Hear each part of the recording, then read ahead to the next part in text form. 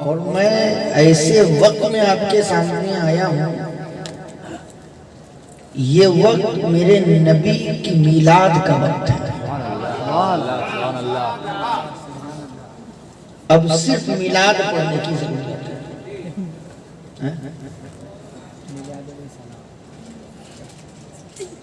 یہ ہماری اور آپ کی خوش نصیبی ہے کہ پروردگار عالم نے ہمیں اور آپ کو سال کے 12 مہینوں میں فقط 2 مہینہ ایسا عطا کیا جو مہینہ ہم سنیوں کے لیے بہار کا مہینہ ہے۔ کئے مہینہ؟ 2 مہینہ۔ کئے مہینہ؟ 2 مہینہ۔ اب میں آپ کو نہیں کہوں گا کہ آپ کھڑے ہو کر بولو، اٹھ کے بولو، لیٹ کے بولو، سو کے بولو۔ اب میں کوشش یہی کروں گا کہ کم بولوں مگر کام کا بولوں۔ توجہ چاہوں گا۔ علامہ داؤد فیضی صاحب قبلہ منبر شریف پر تشریف فرما ہے۔ ہماری جماعت کے بہت ہی عظیم خطیبوں میں جن کا نام شمار کیا جاتا ہے۔ اللہ تعالیٰ ان کی عمر میں برکت عطا فرمائے، آمین۔ دشمنوں کے نظر بد سے محفوظ فرمائے۔ آمین آمین۔ آپ ہی کے علاقے میں رہنے والا عظیم الشان ثنا خان حضرت اختر رضا رونق منبر شریف پر تشریف فرما ہے۔ میں جب سے آیا ہوں میں ان کی صدری ہی دیکھ رہا ہوں۔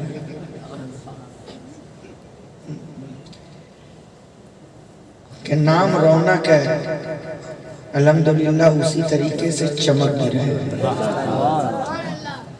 اللہ تعالی ہمیشہ چمکائے رکھے۔ مصطفیٰ کا غلام کبھی بھی غم میں نہیں آتا، ہمیشہ مسکراتا رہتا ہے۔ توجہ دیجیے حضرت، خاص توجہ چاہوں۔ کئے مہینہ؟ بہار کا مہینہ؟ سارے لوگ بولے 2 مہینہ۔ 2 مہینہ بہار کا مہینہ۔ وہ 2 مہینہ کون سا ہے؟ ایک ربیع الاول کا مہینہ، ایک ربیع الاول کا مہینہ، اور دوسرا ربیع الثانی کا مہینہ۔ علامہ داؤد فیضی صاحب قبلہ بیٹھے ہیں، آپ حضرت سے پوچھئے حضرت ربیع کے معنی کیا ہیں؟ تو حضرت علامہ داؤد فیضی صاحب قبلہ کہیں گے سنو تم ربیع کا معنی پوچھ رہے ہو، لغت اٹھاؤ، ڈکشنری اٹھاؤ تو ہر جگہ تمہیں ربیع کا معنی ملے گا۔ ربیع کا معنی یہی ملے گا، ربیع کا مطلب ہے بہار۔ ربیع کا معنی بہار، ربیع کا معنی ربیع کا معنی ربیع کا معنی ربیع الاول پہلی بہار، ربیع الثانی دوسری بہار۔ ربیع الاول پہلی بہار، ربیع الثانی دوسری بہار۔ میرے پروردگار ربیع الاول کا مہینہ بہار کا مہینہ کیوں ہے؟ ربیع الثانی کا مہینہ بہار کا مہینہ کیوں ہے؟ تو پروردگار نے کہا میرے بندوں سنو، ربیع الاول کا مہینہ نبیوں کے سردار کا مہینہ ہے، تو ربیع الثانی کا مہینہ ولیوں کے سردار کا مہینہ ہے۔ اس لیے اللہ اکبر۔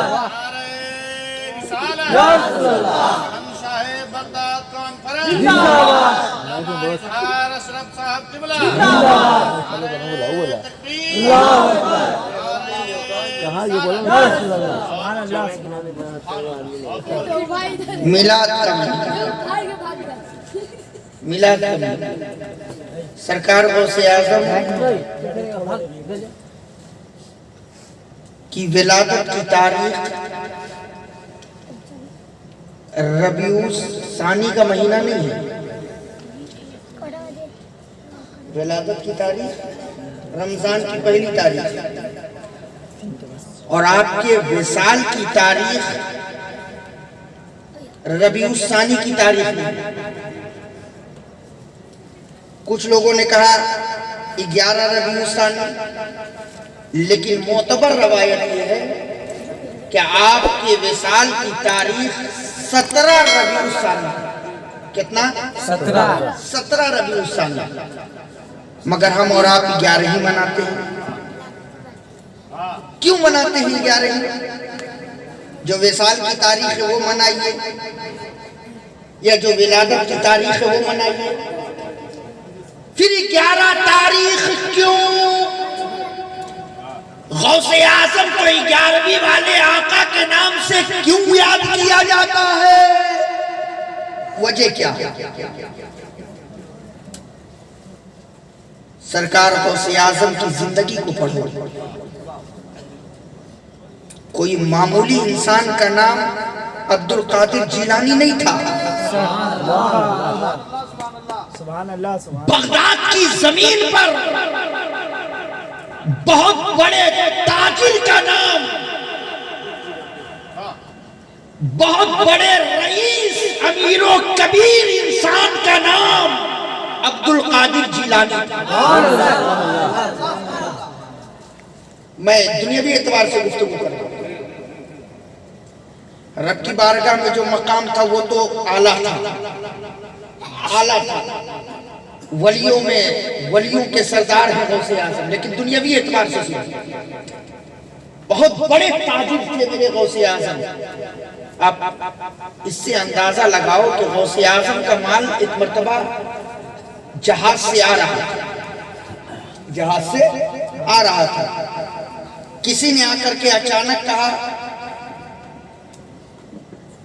یا میرے غوث، ابھی ہمیں خبر ملی ہے کہ جس جہاز میں آپ کا مال آ رہا تھا وہ جہاز ڈوب گیا،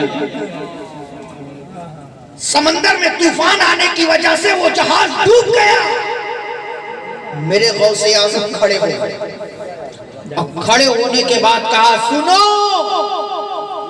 عبد القادر کا ایمان اتنا مضبوط ہے کہ عبد القادر کا مال دریا میں ڈوب نہیں سکتا ہے، دریا میں ڈوب نہیں سکتا۔ تھوڑی ہی دیر کے بعد خبر ملی کہ جو کشتی ڈوبی ہے وہ کسی اور کی کشتی تھی، غوث اعظم کی کشتی صحیح سلامت ہے، غوث اعظم جس کا مال جس جہاز میں ہے وہ صحیح سلامت ہے، اب کنارے لگنے والا ہے۔ لوگوں نے کہا حضور آپ کو کیسے پتا چلا؟ آپ نے کیسے یہ کہہ دیا کہ میری کشتی ڈوب نہیں سکتی، میرا مال ڈوب نہیں سکتا؟ تو میرے غوث فرماتے ہیں کہ سنو، اگر میرا مال ڈوب جاتا تو میرے نبی کی حدیث غلط ہو جاتی۔ کون سی حدیث؟ مصطفیٰ جان رحمت کی کون سی حدیث؟ تو سرکار غوث اعظم فرماتے ہیں کہ سنو، میرے نبی نے فرمایا ہے کہ جو اپنے مال کا زکات صحیح طریقے سے ادا کرے گا اس کا مال کبھی ڈوب نہیں سکتا ہے، کبھی ضائع نہیں ہو سکتا۔ حق ہے، سبحان اللہ۔ مجھے بھروسہ تھا کہ میں نے اپنے مال کا زکات صحیح طریقے سے نکالا ہے، میرا مال ڈوب نہیں سکتا۔ بہت بڑے تاجر تھے میرے غوث اعظم، باہر تجارت کے لیے نکل جایا کرتے تھے، دور دور سے لوگ غوث اعظم کی بارگاہ میں ملنے کے لیے آتے تھے، مگر ملاقات نہیں ہو پاتی تھی، لوگ مایوس ہو کر کے چلے جاتے تھے۔ جب غوث اعظم آتے تو پتا چلتا کہ فلاں علاقے سے آپ کا چاہنے والا آیا تھا، فلاں محلے سے آپ سے ملنے کے لیے آیا تھا، فلاں شہر سے آپ سے ملاقات کرنے کے لیے لوگ آئے تھے، لیکن آپ سے ملاقات نہ ہوئی، مایوس ہو کر کے لوگ چلے گئے۔ تب میرے غوث اعظم نے کہا کہ میرے مریدوں، تم مہینے میں ایک ایسی تاریخ مقرر کرو کہ اس تاریخ میں میں اپنے خانقاہ میں رہوں گا، لوگوں میں اعلان کر دو کہ لوگ اسی تاریخ میں آ کر کے مجھ سے ملاقات کریں. مجھ سے ملاقات بھی لوگ کریں گے اور میرے خانقاہ میں لنگر بھی بنتا رہے گا, لنگر بھی چلتا رہے گا, لوگ لنگر بھی کھاتے رہیں گے. لوگوں نے کہا حضور آپ ہی منتخب کریں کون سی تاریخ. تو میرے غوث نے کہا کہ سنو, ہر مہینے کی 11 تاریخ کو عبد القادر اپنے خانقاہ میں رہے گا. کتنی تاریخ کو؟ 11 تاریخ کو. اب یہیں پہ ٹھہر کر کے میں نے بغداد کی طرف رخ کر کے ہاتھ جوڑ کر کے عرض کیا, میرے غوث تاریخ پسند ہی کرنا تھا تو 1 سے لے کر کے 10 تک کی کوئی تاریخ پسند کر لیتے. 12 سے لے کر کے 29-30 تک کی کوئی تاریخ پسند کر لیتے. آپ نے 11 ہی کیوں پسند کیا؟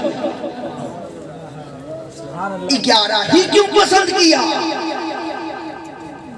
تو بغداد سے آواز آتی ہے, نادان ذرا سا اوپر نظر کر, 11 کے بعد 12 ہے, نیچے نظر کر تو 11 سے پہلے 10 ہے. میں نے کہا میرے غوث بات سمجھ میں نہیں آ رہی ہے. 11 سے پہلے 10 ہوتا ہے, 11 کے بعد 12 ہوتا ہے, مگر اس میں حکمت کیا ہے؟ کہاں نادان تجھے معلوم نہیں ہے, 12 تاریخ مصطفیٰ جان رحمت کی تاریخ ہے, تو 10 تاریخ امام حسین کی تاریخ ہے.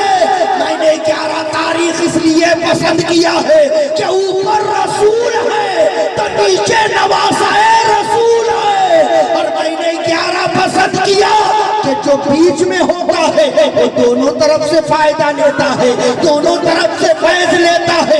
میں نے 11 پسند کیا کہ 12 والے آقا سے بھی فیض لیتا رہوں گا, 10 والے آقا سے بھی فیض لیتا رہوں گا, اور دونوں طرف سے لے کر اپنے غلاموں کو دیتا رہوں گا.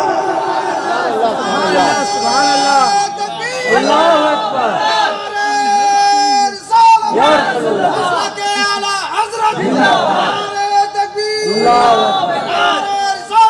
رسول اللہ, سبحان اللہ, سبحان وہ غوث اعظم جن کی عظمتوں کا کوئی جواب نہیں.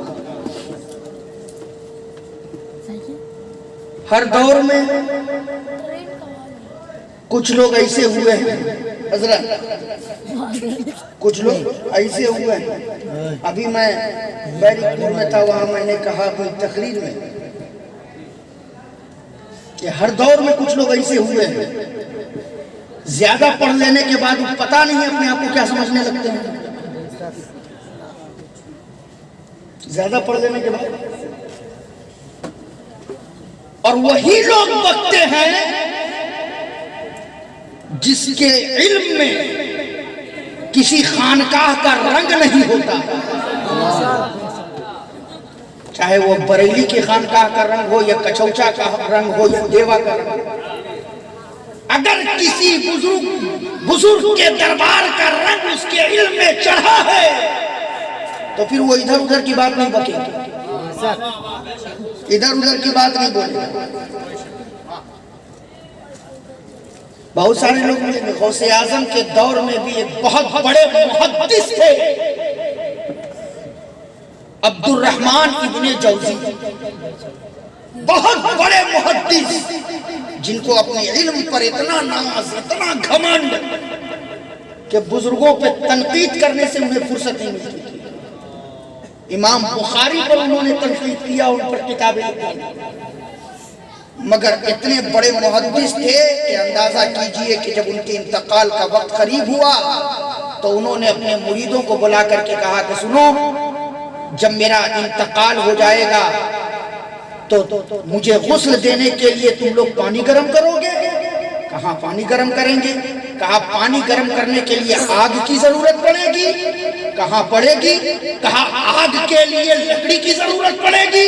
کہا پڑے گی. کہا سنو, جب میرا انتقال ہو جائے اور پانی گرم کرنے کے لیے لکڑی کی ضرورت پڑے تو جنگلوں میں جا کر کے لکڑی تلاش نہ کرنا, بلکہ میرے حجرے میں چلے آیا۔ دیکھیے علم کا عالم، کیا علم تھا۔ کہتے ہیں کہ میرے حجرے میں آ جانا، میرے حجرے میں قلم کا تراشا ہوا، قلم کو تراش تراش کر کے جس سے میں نے حدیث لکھی ہے وہ تراشا میرے حجرے میں رکھا ہوا ہے۔ آپ اندازہ کیجئے ایک مرتبہ قلم تراشنے کے بعد نہ جانے کتنے صفحات اس سے رنگین کیے جاتے ہیں۔ سوچئے اگر پانی گرم کرنا ہو تو پانی گرم کرنے کے لیے مضبوط آگ کی ضرورت پڑتی ہے۔ اگر ہلکی پھلکی ہم ماچس جلا لیں اور جلا کے سوچیں ہم پانی گرم کر لیں تو کر لیں گے کیا؟ مضبوط آگ کی ضرورت پڑے گی، اور مضبوط آگ کے لیے مضبوط لکڑی کی ضرورت پڑے گی، یا مضبوط شے کی ضرورت پڑے گی۔ اندازہ کیجئے وہ قلم کا تراشا کتنا رکھا ہوگا جس کو تراش تراش کر کے انہوں نے نبی کی حدیثیں لکھی۔ کہتے ہیں کہ اسی سے میرا پانی گرم کرنا۔ مریدین کہتے ہیں کہ جب ہم نے تراشا کو نکالا اور پانی گرم کرنا شروع کیا تو پانی کھولنے لگا، قلم کا تراشا بچ گیا۔ اتنے بڑے محدث تھے عبد الرحمن ابن جوزی، مگر علم تھا، مگر کسی بزرگ کے دربار کا رنگ نہیں چڑھا تھا۔ علم تھا مگر علم نافع نہ تھا، تو تنقید کرتے پھرتے تھے۔ سرکار غوث اعظم کے مرید حضرت ابو العباس عبد الرحمن ابن جوزی کے پاس آئے۔ میری بات سمجھ میں آ رہی ہے؟ عبد الرحمن ابن جوزی کے پاس آئے اور آنے کے بعد کہا عبد الرحمن ہمیشہ تو ایک دوسرے کے پیچھے لگے رہتے ہو، کبھی تم میرے پیر سے بھی چل کر کے مل لو۔ کہا کون ہے تمہارا پیر؟ کہا میرے پیر کا نام عبد القادر جیلانی ہے۔ سبحان اللہ، کہیے سبحان اللہ۔ کہا میرے پیر کا نام عبد القادر جیلانی ہے۔ کہا ہاں میں نے سنا ہے کہ کجنی آیا ہے، جب تقریر کرتا ہے تو لوگوں کی روحیں پرواز کرتی ہے۔ تقریر کرتا ہے تو روحیں پرواز کرتی ہیں۔ لیکن میں سوچتا ہوں کہ ان سے مل کر کے مجھے کیا ہوگا۔ کہا ایک مرتبہ ان کے پاس بیٹھو تو، ایک مرتبہ ان کی تقریر سنو تو۔ کہا کیا سنوں گا؟ جو میں جانتا ہوں وہی وہ بھی جانتے ہوں گے، وہی بیان کرتے ہوں گے، مجھ سے زیادہ اگر علم ہو تو میں بیٹھوں۔ کہا ایک مرتبہ بیٹھ کے دیکھو نا، ناپ لوگے، وزن کر لوگے، پتہ چل جائے گا کہ تمہارے پاس علم کتنا ہے اور ان کے پاس کتنا ہے۔ کہا جب ایسی بات ہے تو چلیں گے۔ دیکھیے آ رہے ہیں غوث اعظم کی بارگاہ میں ناپنے کے لیے آ رہے ہیں۔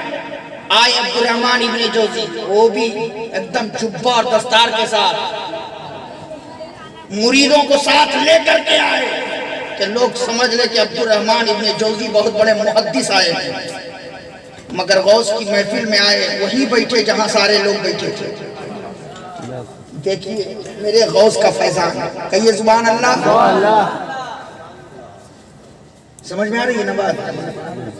اٹھا پٹک والی بات نہیں کر رہے، سمجھانے والی بات کر رہے۔ ابھی سمجھانے کا وقت ہے کہ کچھ ذہن میں بیٹھا اور غوث کا فیضان دیکھو۔ شہنشاہ بغداد ہیں میرے غوث، ہیں میرے غوث شہنشاہ بغداد۔ عبد الرحمن ابن جوزی آ کر بیٹھ گئے۔ ابو العباس کی نظر پڑی، عبد الرحمن ابن جوزی آئے ہیں، وہ بھی گئے جا کے عبد الرحمن کے بغل میں بیٹھ گئے۔ ایک قاری نے قرآن کی تلاوت کی، تلاوت کے بعد سرکار غوث اعظم کھڑے ہوئے۔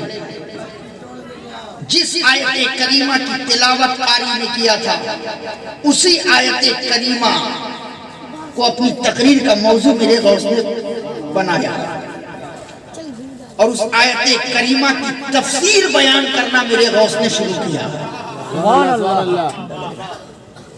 جیسے ہی ایک تفسیر بیان کیے ابو العباس نے عبد الرحمن ابن جوزی سے پوچھا جو میرے پیر بیان کر رہے ہیں تم جانتے ہو؟ کہاں یہ کون سی بڑی بات ہے؟ تو میں بھی جانتا ہوں۔ سرکار غوث اعظم نے اسی آیت کی دوسری تفسیر بیان کی۔ جب دوسری تفسیر بیان کی تو پھر ابو العباس نے پوچھا یہ جو بیان کر رہے ہیں دوسری تفسیر جانتے ہو؟ کہاں یہ بھی میں جانتا ہوں۔ یہ کون سی بڑی بات ہے؟ میں ہوں، اور جس کے اندر میں آ جائے، میں آ جائے۔ شیطان کے اندر بھی میں آ گیا، اس لیے میں نہیں آنا چاہیے، ہم کسی کے اندر نہیں آنا چاہیے۔ اب وہ صرف یہی کہہ رہے تھے میں ہوں، ہم ہیں۔ سرکار غوث اعظم نے اسی آیت کی تیسری تفسیر بیان کی۔ ابو العباس نے پھر پوچھا جانتے ہیں؟ کہاں میں جانتا ہوں۔ دوسری تفسیر، تیسری تفسیر، چوتھی تفسیر، پانچویں تفسیر، چھٹی تفسیر، ساتویں تفسیر، آٹھویں تفسیر، 10ویں تفسیر، 11 تفسیر تک عبد الرحمن ابن جوزی کہتے رہے یہ میں بھی جانتا ہوں، یہ میں بھی جانتا ہوں، میں بھی جانتا ہوں، میں بھی جانتا ہوں۔ 11 تفسیر کے بعد 12 سے لے کر 40 تفسیر سرکار غوث اعظم نے ایک آیت کی بیان کی۔ عبد الرحمن ابن جوزی کہتے ہیں کہ 11 تفسیر تک غوث اعظم نے جو بھی بیان کیا میں سب جانتا تھا۔ 11 کے بعد یہ کہاں سے بول رہے ہیں؟ یہ میرے علم میں نہیں ہے، یہ میرے ذہن میں نہیں ہے، یہ میری سوچ میں نہیں ہے۔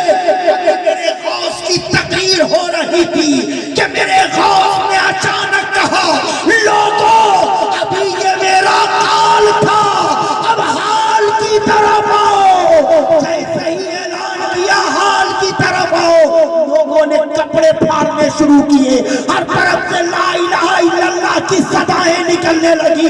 یہی عبد الرحمن ابن جوزی اپنے جبہ اور دستار کو پھاڑ کر کے پھینکتے ہیں اور غوث اعظم کے قدم میں گر کر کے کہتے ہیں، وہی کہتے ہیں تو بریلی کی زمین سے اعلیٰ حضرت کہہ رہے ہیں واہ کیا مرتبہ اے غوث بالا تیرا، اونچے اونچوں کے سروں سے ہے قدم اعلیٰ یہ میرے غوث، سبحان اللہ، سبحان اللہ، یہ میرے غوث۔ آپ کا ذہن حاضر ہے تو ایک بات اور بولوں جی آپ لوگ پریشان تو نہیں ہیں؟ بولو میرے بھائی، بات سمجھ رہے ہو نا؟ میں اپنی تقریر میں کوئی ہو ہا والی باتیں نہیں کرتا اور یہ مجھے آتی بھی نہیں، اور جو لوگ کرتے ہیں میں کہتا ہوں کہ وہ پروگرام میں ذکر رسول میلاد رسول کا مذاق کرتے ہیں۔ یہ تو قطعی نہیں ہونا چاہیے، لیکن ہمارا ذہن ایسا بن گیا ہے کہ ہم انہی کو پسند کرتے ہیں۔ ابھی کچھ دن پہلے بہار میں مولانا حنیف کے ساتھ معاملہ ہوا نا، گاؤں والوں نے کہا نذرانہ نہیں دے، کہا ہے تقریر تو کی ہے، کہا ہنسائے نہیں،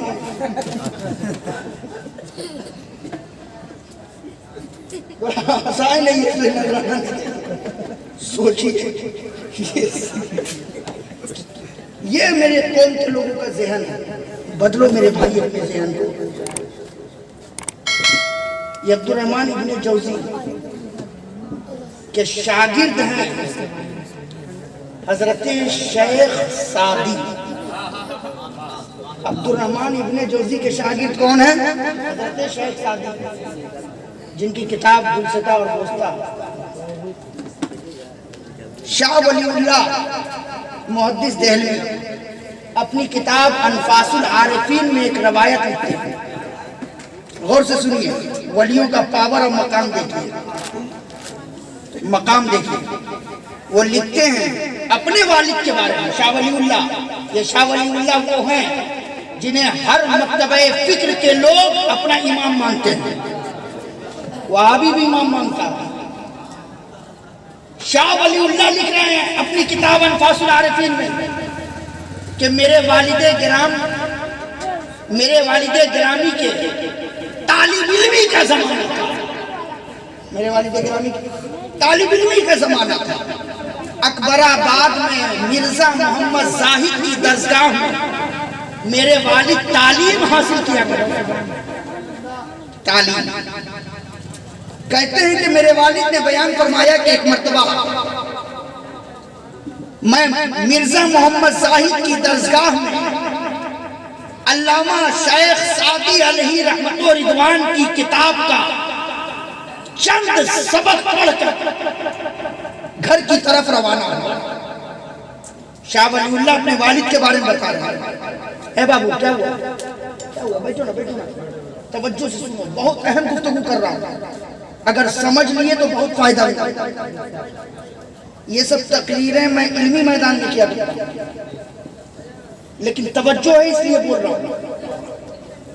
سنو، کہتے ہیں کہ شاہ عبدالرحیم، ان کے والد کا نام شاہ عبدالرحیم تھا، کہ مرزا محمد زاہد کی درسگاہ سے علامہ شیخ سعدی علیہ رحمہ کی کتاب کے چند اسباق پڑھ کر کے گھر کی طرف روانہ ہوئے.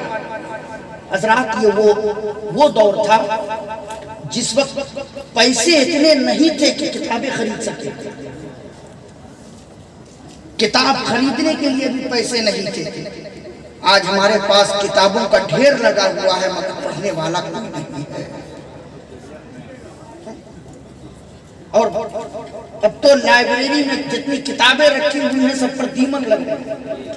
دیمک لگ رہا ہے، پڑھنے والا کوئی نہیں ہے. جس کو دیکھیں وہ موبائلے میں پڑھ رہا ہے، موبائلے میں پڑھ رہا ہے. یاد رکھیے گا اگر کتاب کو ہاتھ میں لے کر کے پڑھیے گا نا دین کی کتاب، تو اس کو ہاتھ میں لینے کا ثواب ملے گا. سبحان اللہ. دین کی کتاب اس کو ہاتھ میں لینے کا ثواب ملے گا، پڑھنے کا ثواب ملے گا.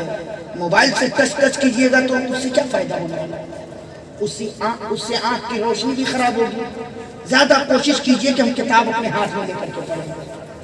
اور میں نے اس چیز پر غور کیا حضرت، خود اپنی بات میں کروں، پی ڈی ایف کی کتابیں تو میرے موبائل میں بہت ہیں، لیکن جتنی کتابیں ہیں میں پڑھتا ہوں کچھ ذہن میں رہتا ہی نہیں. جو موبائل میں پڑھتا ہوں ذہن میں نہیں رہتا، اور جب کتاب ہاتھ میں لے کر کے پڑھتا ہوں تو 10-10 20-20 صفحہ پڑھ جاتا ہوں، سب ذہن میں مکمل سیو ہو جاتا ہے. اور ایک مرتبہ دیکھ لیتا ہوں اور جمعہ میں جا کر کے تقریر کر دیتا ہوں، اس کا فائدہ مل جاتا ہے. مگر پی ڈی ایف دیکھنے کے بعد ذہن میں رہتا ہی نہیں. اس لیے کتاب کو ہاتھ میں لے کر کے سنیے.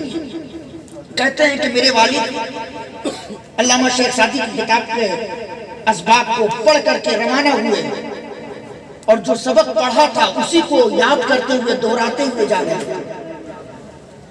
کتاب پیسے تو تھے نہیں کہ کتاب خرید لیں دیکھ کر کے پڑھیں. پہلے استاد جو پڑھا دیا کرتے تھے، اور آج بھی مدرسوں میں یہ ہوتا ہے، جو استاد پڑھا دیتے ہیں تو چند طالب علم مل کر کے آپس میں اس کو ملا لیتے ہیں.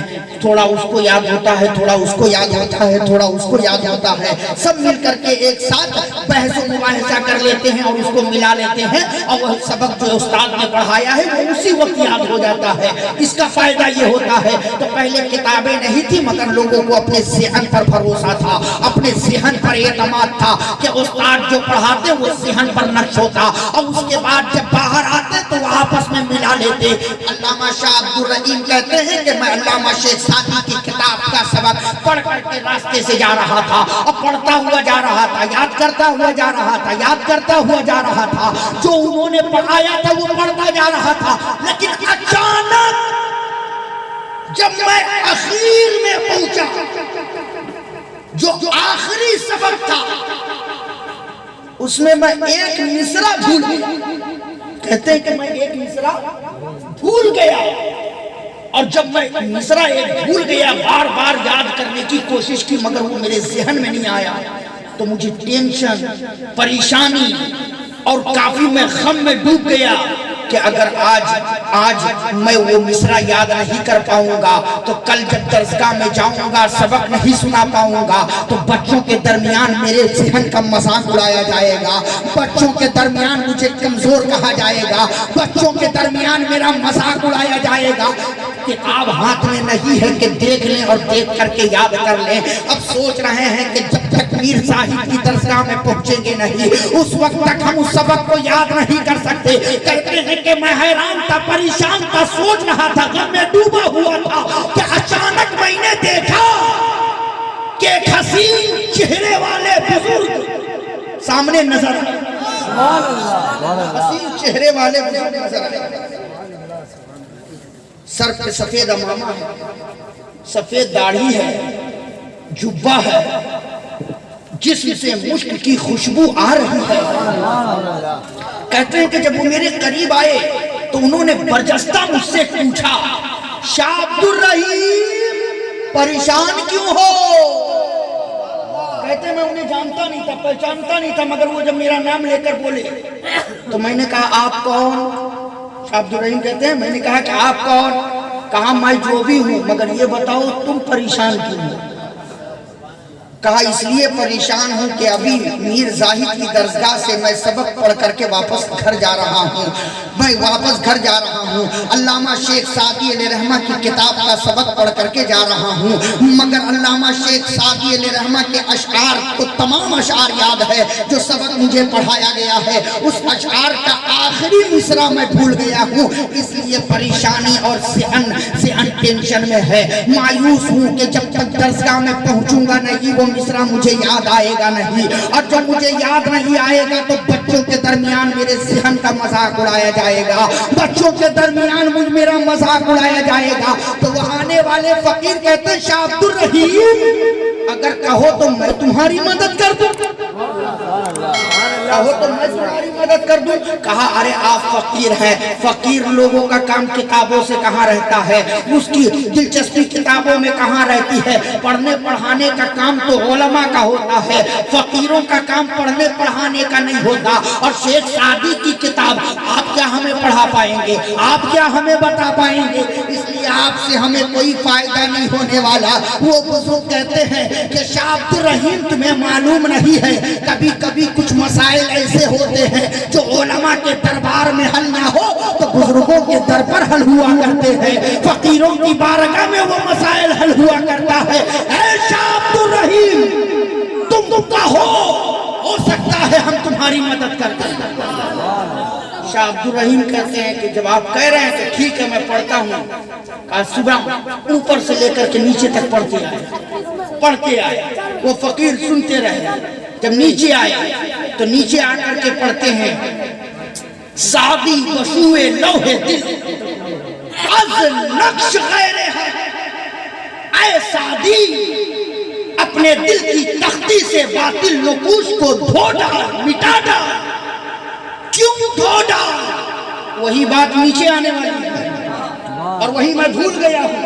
شاعر کے شعر کا مفہوم تب مکمل ہوتا ہے جب اولا مصرع کے ساتھ ثانی مصرع بھی جڑا ہو، اولا کے ساتھ ثانی بھی مصرع جڑا ہو۔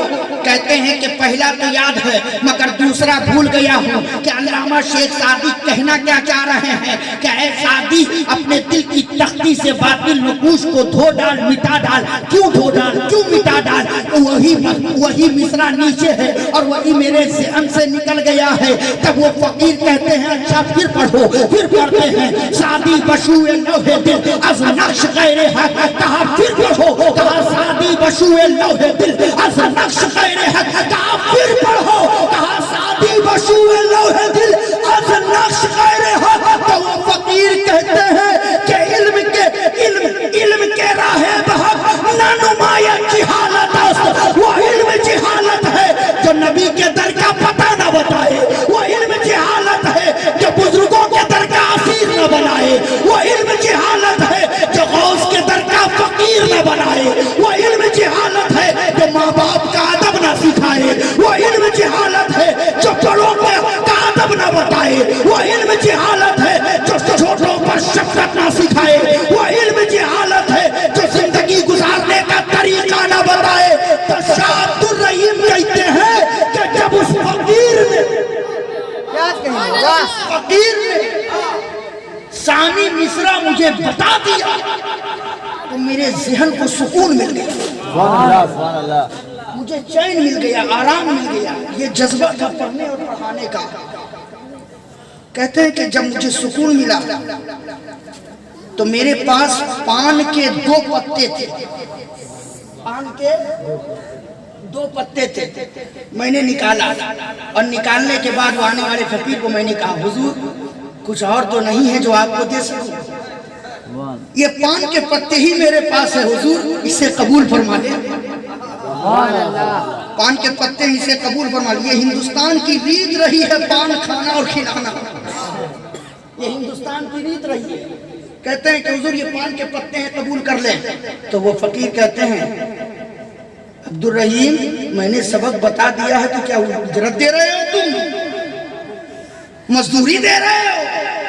تو ہاتھ جوڑ کر کے کہا حضور میں غریب آدمی ہوں، کتاب خریدنے کے پیسے نہیں ہیں، میں مزدوری اور اجرت آپ کو کہاں سے دوں گا؟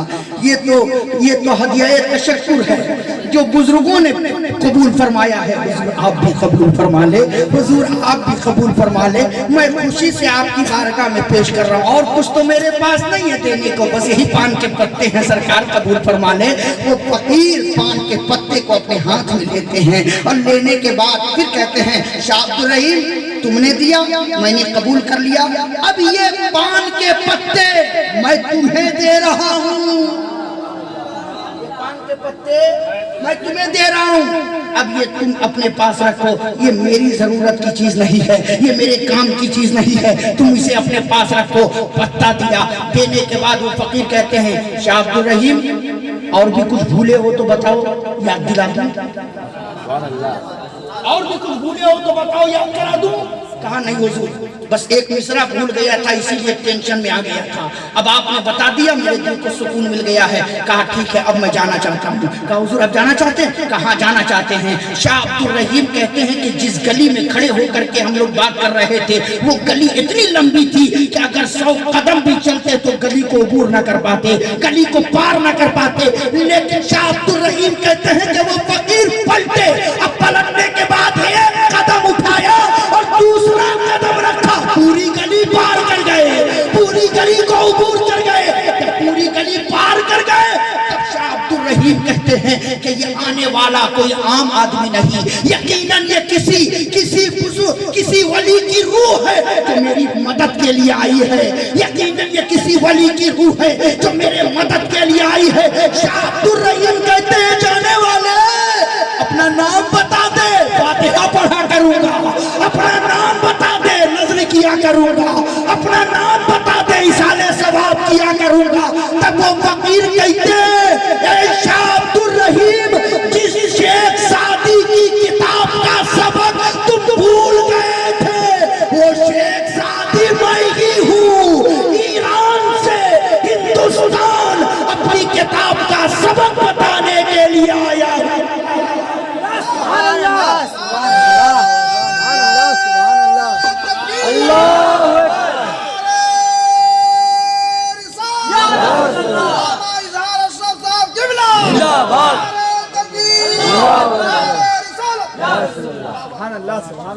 ایران سے ہندوستان، اور سنیے جس وقت یہ واقعہ پیش آیا تاریخ بتاتی ہے کہ اس وقت سے حضرت شیخ سعدی کا انتقال ہوئے 500 برس کا عرصہ گزر چکا تھا، 500 برس کا عرصہ گزر چکا تھا۔ اب یہیں سے ہمیں ہمارا عقیدہ نکھر کے سامنے آ گیا کہ جب حضرت شیخ سعدی ایران سے ہندوستان اپنی کتاب کا سبق بتانے کے لیے آ سکتے ہیں تو مصطفیٰ اپنے میلاد کی محفل میں انعام دینے کیوں نہیں آ سکتے ہیں؟ نعت پڑھنے والوں کو فیضیاب کرنے کیوں نہیں آ سکتے؟ سبحان اللہ۔ اب یہ شیخ سعدی ہے کون؟ یہ عبدالرحمن ابن جوزی کے شاگرد ہیں جن کا واقعہ میں نے پہلے بیان کیا۔ یہ عبدالرحمن ابن جوزی کے شاگرد، یہ وہ شیخ سعدی ہیں۔ سنو بات آئی ہے، اب بات نکل گئی، پھر آئندہ سے بچا کے رکھیں تب نہ بلا گا۔ نہیں بولتے نہیں ہے، بولیے بولیے سبحان اللہ۔ اللہ اکبر، نہیں ایسی بات نہیں ہے، یہ بزرگان دین کا فیضان ہے، اور میں منبر پہ بیٹھ کر کے کرسی خطابت پر بیٹھ کے بالکل ایمان کے ساتھ میں جملہ کہہ رہا ہوں حضور، آج تک میں کرسی پر یہ سوچ کے نہیں بیٹھا ہوں کہ کیا بولوں۔ یہ میرے بزرگان دین کا فیضان ہے، اللہ تعالیٰ اس پہ قائم رکھے۔ بس تقریر ہوتی ہے اور باتیں نکلنے لگتی ہیں۔ یہ شیخ سعدی کون ہے، ان کا مقام و مرتبہ دیکھو۔ یہ عبدالرحمن ابن جوزی کے شاگرد، اور عبدالرحمن ابن جوزی کون؟ غوث اعظم کے غلام، غوث اعظم کے غلام۔ یہ وہ شیخ سعدی ہیں کہ جب آپ نے گلستہ اور بوستہ لکھا، جو درسگاہوں میں جو کتابیں پڑھائی جاتی ہیں، بہت عظیم کتاب کا نام، جامع اور معنی کتاب کا نام گلستہ اور بوستہ ہے۔ صحیح معنوں میں اگر کسی نے اس سے پڑھ لیا اور پڑھ کر عمل کر لیا تو پھر دنیا میں وہ ولی بنتا ہوا نظر آئے گا، پڑھنے کے بعد وہ ولی ہو جائے گا۔ صحیح طریقے سے اگر کوئی پڑھ لے گلستہ اور بوستہ، جو پند و نصیحت اس کے اندر ہے، جتنی باتیں ہیں اس پر عمل اگر کر لے تو وہ آدمی کبھی کسی سے دھوکہ نہیں کھا سکتا، کبھی راستہ بھٹک نہیں سکتا۔ جو باتیں گلستہ اور بوستہ میں لکھی ہوئی ہیں، جب دو کتابیں آپ نے لکھی تو ان دو کتاب کو لے کر کے حضور محبوب الہی کے پاس آئے۔ محبوب الہی کون؟ بابا نظام الدین اولیاء۔ کہاں مزار ہے ان کا؟ دلی میں۔ کہاں مزار ہے؟ دلی میں۔ بابا نظام الدین اولیاء کی بارگاہ میں آئے اور آنے کے بعد کہا حضور یہ دو کتابیں میں نے لکھی ہیں، اسے قبول فرمائیں۔ دیکھیے مقام، کہا اسے قبول فرمائیں۔ حضرت بابا نظام الدین اولیاء کھڑے ہو گئے اور گلستہ اور بوستہ کو لے کر سینے سے لگا لیا، سینے سے لگا لیا، آنکھوں سے لگا لیا، سر پہ رکھا اور رکھنے کے بعد اونچے مقام پر رکھ دیا۔ وہیں پر بیٹھے ہوئے امیر خسرو تھے، امیر خسرو وہیں بیٹھے ہوئے تھے۔ انہوں نے جب دیکھا کہ یہ کون سی کتاب ہے، کیسی کتاب ہے، اور میرے پیر اتنی عزت دے رہے ہیں، کتاب لکھنا کون سی بڑی بات ہے، کیا کمال ہے کتاب لکھنے میں۔ اٹھے گھر گئے، کتاب لکھنا شروع کیا۔ حضرت امیر خسرو نے کتاب لکھنا شروع کیا۔ تاریخ بتاتی ہے کہ ایک رات میں 2 کتاب لکھ ڈالتا، ایک رات میں 2 کتاب، اور لکھ کر کے فجر کی نماز کے بعد محبوب الہی کی بارگاہ میں آیا، کہا حضور 2 کتاب میں نے بڑی محنت کے ساتھ ایک رات میں لکھا ہے، حضور اسے قبول فرمائیں۔ محبوب الہی بابا نظام الدین اولیاء کی نظر اٹھی، کہا اچھا اچھا میرے خسرو کتاب لکھ کے لائے ہو؟ کہا جی حضور۔ کہا جاؤ الماری میں رکھ دو، جاؤ الماری میں رکھ دو۔ لگ گئی بات دل میں،